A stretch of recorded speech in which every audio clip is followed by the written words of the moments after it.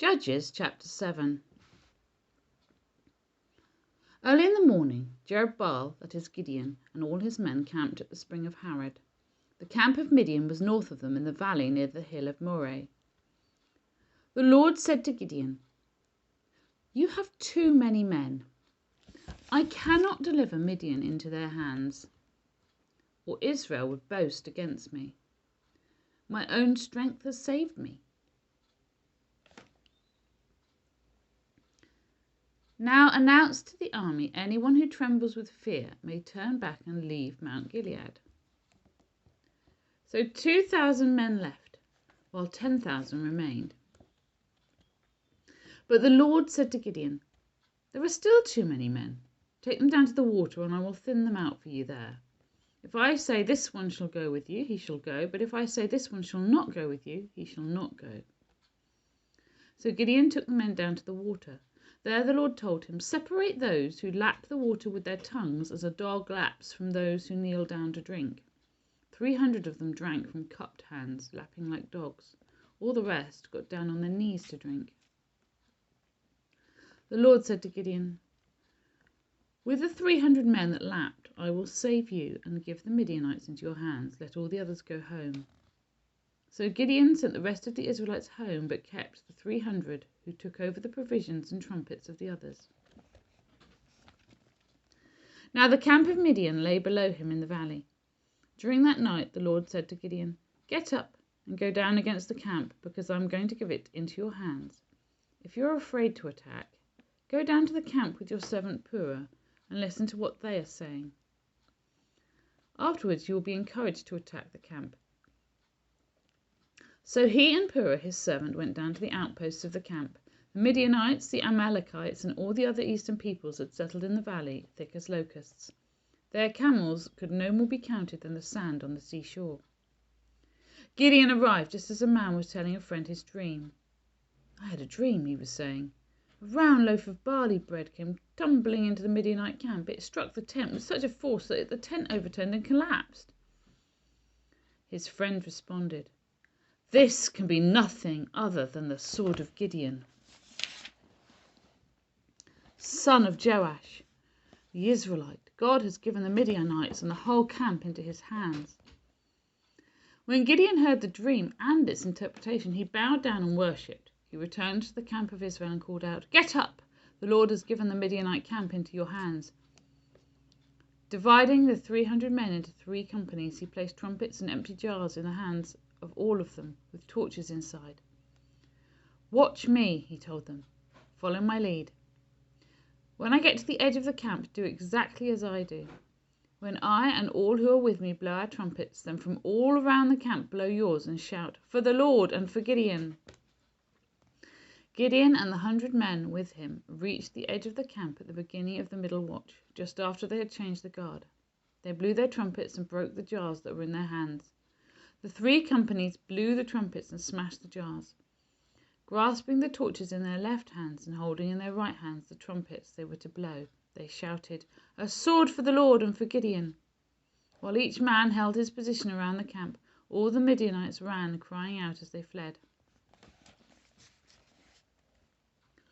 When the 300 trumpets sounded, the Lord caused the men throughout the camp to turn on each other with their swords. The army fled to Bethshittah, towards Zerah, as far as the border of Abel Meholah near Tabbath. The Israelites from Naphtali, Asher, and all Manasseh were called out, and they pursued the Midianites. Gideon sent messengers throughout the hill country of Ephraim, saying, "Come down against the Midianites and seize the waters of the Jordan ahead of them as far as Beth-barah." So the men of Ephraim were called out, and they seized the waters of the Jordan as far as Beth-barah.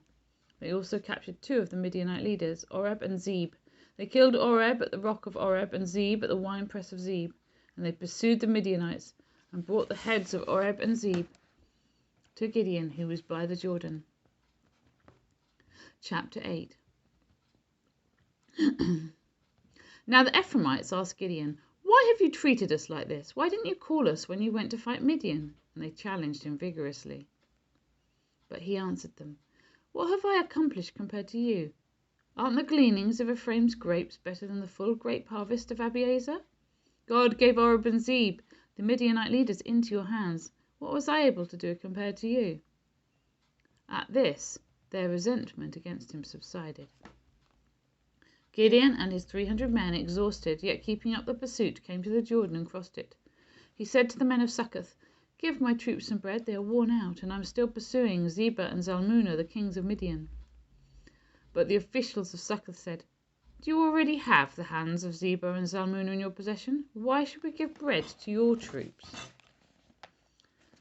Then Gideon replied, "Just for that, when the Lord has given Zebah and Zalmunna into my hand, I will tear your flesh with desert thorns and briars." From there he went up to Peniel and made the same request of them, but they answered as the men of Succoth had. So he said to the men of Peniel, "When I return in triumph, I will tear down this tower." Now Zebah and Zalmunna were in Karkor with a force of about 15,000 men, all that were left of the armies of the eastern peoples. 120,000 swordsmen had fallen.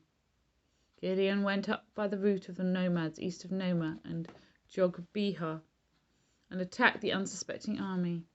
Zebah and Zalmunna, the two kings of Midian, fled, but he pursued them and captured them, routing their entire army.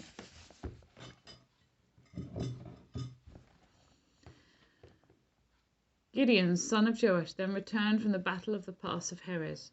He caught a young man of Succoth and questioned him, and the young man wrote down for him the names of the 77 officials of Succoth, the elders of the town.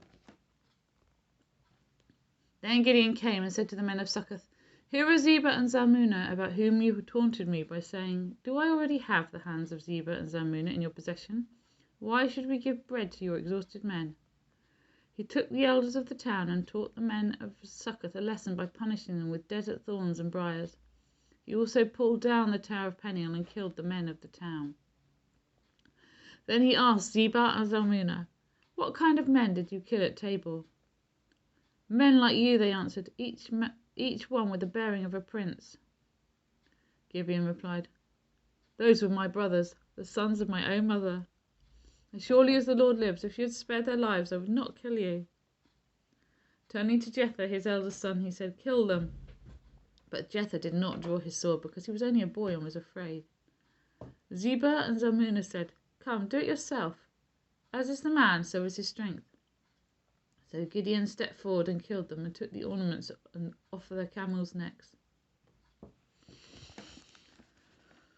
The Israelites said to Gideon, "Rule over us, you and your son and your grandson, because you have saved us from the hand of Midian." But Gideon told them, "I will not rule over you, nor will my son rule over you. The Lord will rule over you." And he said, "I do have one request, that each of you give me an earring from your share of the plunder." It was the custom of the Ishmaelites to wear gold earrings. They answered, "We'll be glad to give them." So they spread out a garment, and each of them threw a ring from his plunder onto it. The weight of the gold rings he asked for came to 1,700 shekels. Not counting the ornaments, the pendants, and the purple garments worn by the kings of Midian, or the chains that were on their camels' necks. Gideon made the gold into an ephod, which he placed in Ophrah, his town. All Israel prostituted themselves by worshipping it there, and it became a snare to Gideon and his family. Thus Midian was subdued before the Israelites and did not raise its head again. During Gideon's lifetime, the land had peace for 40 years.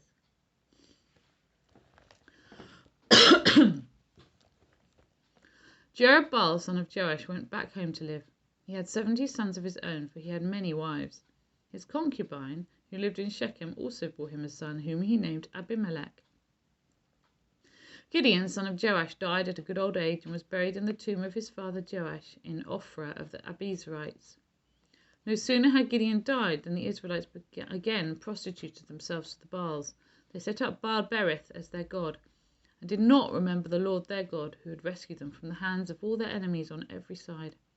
They also failed to show any loyalty to the family of Jerubbaal, that is Gideon, in spite of all the good things he had done for them. Luke chapter 22. Now the festival of unleavened bread, called the Passover, was approaching. And the chief priests and the teachers of the law were looking for some way to get rid of Jesus, for they were afraid of the people. Then Satan entered Judas, called Iscariot, one of the 12. And Judas went to the chief priests and the officers of the temple guard and discussed with them how he might betray Jesus. They were delighted and agreed to give him money.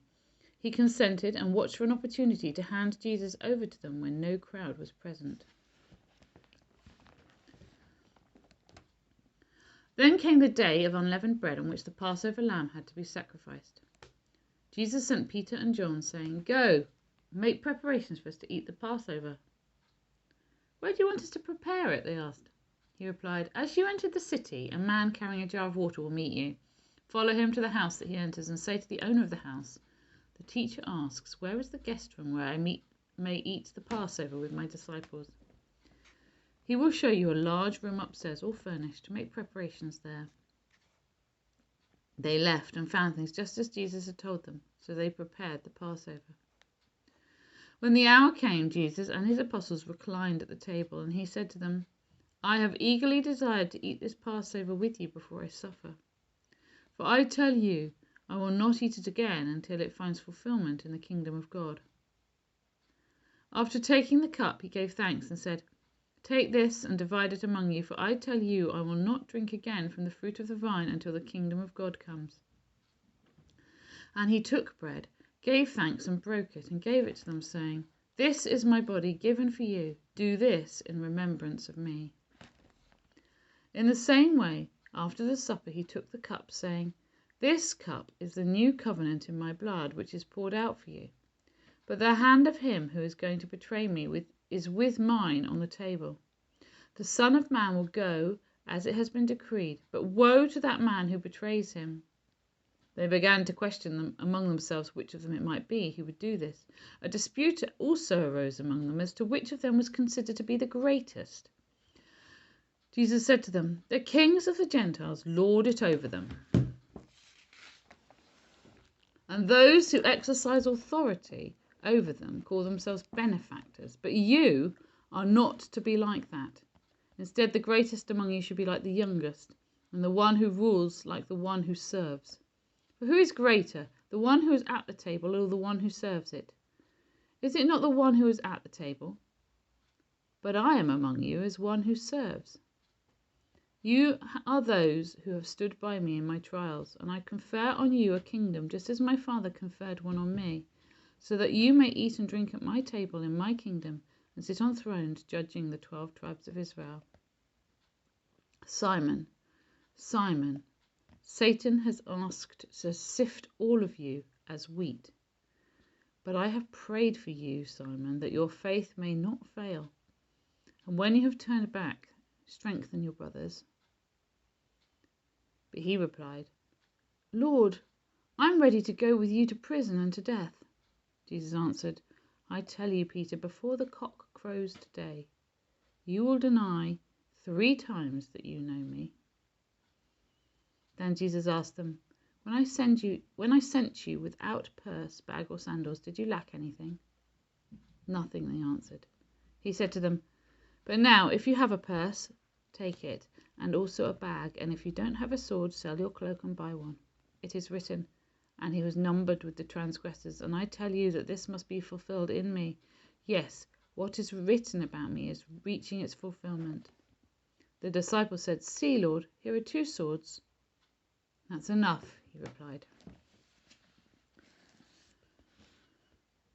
Jesus went out as usual to the Mount of Olives, and he and his disciples followed him. On reaching the place, he said to them, "Pray that you will not fall into temptation." He withdrew about a stone's throw beyond them and knelt down and prayed, "Father, if you are willing, take this cup from me. Yet not my will, but yours be done." An angel from heaven appeared to him and strengthened him. And being in anguish, he prayed more earnestly, and his sweat was like drops of blood falling to the ground. When he rose from prayer and went back to his disciples, he found them asleep, exhausted from sorrow. "Why are you sleeping?" he asked them. "Get up and pray so that you will not fall into temptation." While he was still speaking, a crowd came up, and the man who was called Judas, one of the 12, was leading them. He approached Jesus to kiss him, but Jesus asked him, "Judas, Are you betraying the Son of Man with a kiss?" When Jesus' followers saw what was going to happen, they said, "Lord, should we strike them with our swords?" And one of them struck the servant of the high priest, cutting off his right ear. But Jesus answered, "No more of this." And he touched the man's ear and healed him. Then Jesus said to the chief priests, the officers of the temple guard, and the elders who had come for him, "Am I leading a rebellion that you should have come with swords and clubs? Every day I was with you in the temple courts, and you did not lay a hand on me, but this is your hour when darkness reigns." Then seizing him, they led him away and took him into the house of the high priest. Peter followed at a distance, and when some there had kindled a fire in the middle of the courtyard and sat down together, Peter sat down with them. A servant girl saw him seated there in the firelight. She looked closely at him and said, "This man was with him." But he denied it. "Woman, I don't know him," he said.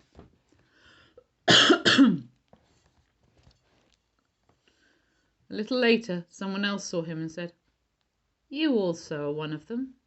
"No, I'm not. Man, I'm not," Peter replied. About an hour later, another asserted, "Certainly this fellow is with him, for he is a Galilean." Peter replied, "Man, I don't know what you're talking about." Just as he was speaking, the cock crowed. The Lord turned and looked straight at Peter, and Peter remembered the word the Lord had spoken to him. "Before the cock crows today, you will disown me 3 times." And he went outside and wept bitterly. The men who were guarding Jesus began mocking and beating him. They blindfolded him and demanded, "Prophesy, who hit you?" And they said many other insulting things to him. At daybreak, the council of the elders of the people, both the chief priests and the teachers of the law, met together, and Jesus was led before them. "If you are the Messiah," they said, "tell us." Jesus answered, "If I tell you, you will not believe me, and if I asked you, you would not answer. But from now on, the Son of Man will be seated at the right hand of the mighty God." They all asked, "Are you then the Son of God?" He replied, "You say that I am." Then they said, "Why do we need any more testimony? We have heard it from his own lips."